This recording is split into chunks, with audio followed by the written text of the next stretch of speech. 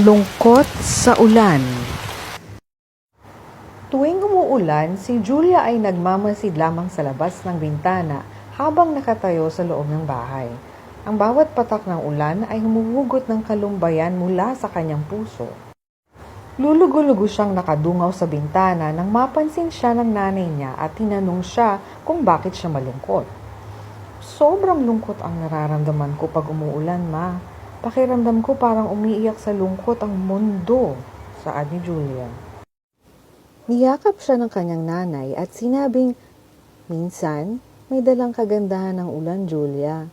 Paraan yun ng kalikasan para maglinis at mag-umpisa muli. Sa sandaling yun, naramdaman ni Julia na nagbigay sa kanya ng kaginhawaan ang mga malalambing na salita ng nanay niya at napawi ang nararamdaman niyang lungkot.